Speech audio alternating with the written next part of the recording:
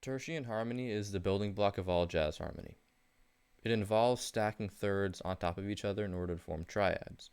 Triads are 3-note chords. The root of that word, tri, means 3. Triangle, tricycle.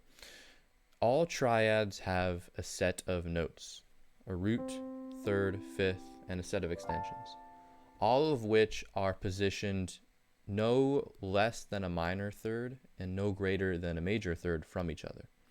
As soon as we start to form chords that involve intervals that are greater than the major third or smaller than the minor third, such as the second, those are either inversions or something else completely, a different type of voicing. Let's go ahead and dive into the first type of triad, which is the major triad. Major triads are, a C major triad consists of 3 notes, C, E, and G. All right, so we have a root, a third, and a fifth. We're going to go ahead and take off the fifth for now. The title major refers to this interval that exists here. As we know, a third is a major interval. The fifth is a perfect interval. So that has no indication of the chord quality and how it will sound apart from providing that stable structure there. Okay. That means this fifth is implied in the title of the chord. We just have to memorize that we have a major third as well as the fifth on top.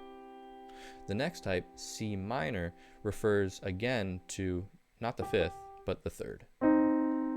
This is a minor interval. All major intervals can become minor. Again, the fifth remains where it is and provides that structure there. So far, all thirds that have been formed, or all notes that have been discussed, are positioned no less than a minor third and no greater than a major third from each other. In our major triad, we had a major third and a minor third between E and G. In our minor triad, we had a minor interval between a minor third between C and E flat, and a major third between E flat and G. So we're all set there. All right, now moving on to the next type of next chord quality, diminished. Diminished refers to the fifth now. The title of the chord C diminished implies the root and a diminished fifth. Now, because of that rule that we've established, there's only one position for the middle note.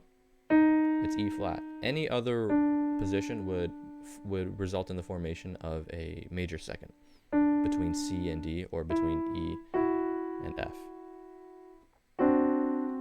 So there's only one position, and thus the note, the minor third, is not expressed in the title of the chord.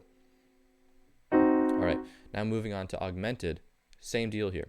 We're referring to the fifth as opposed to the third. There's only one position for the middle note, and it's E. Any other position would result in the formation of a perfect fourth.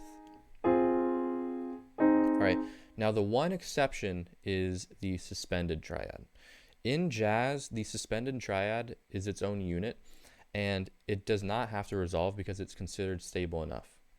The suspended triad is the replacement of the third of a major triad with the fourth. Each note is titled by its scale degree in the C major scale. This is the fourth note, 1, 2, 3, 4. And there it is. Generally, this creates a sound that wants to resolve and move back to the major third, although it doesn't necessarily have to happen in jazz. Moving on to inversions. Inversions allow us to totally free up the hands and move all over the keyboard. All triads have a first inversion and a second inversion, but this is root position. In order to form the first inversion, take the root and move it up an octave. This forms first inversion. It's the same exact chord, it's the same exact set of notes, I've just rearranged it. Let's repeat that process. Take the bottom note, which is now E, our third, bring that third up an octave. Now we've formed second inversion. If we go up one more time, take our fifth and bring it up an octave, we've now returned to root position. Going back down, second inversion, first inversion, root position. This can be done with all triads. Let's take the minor.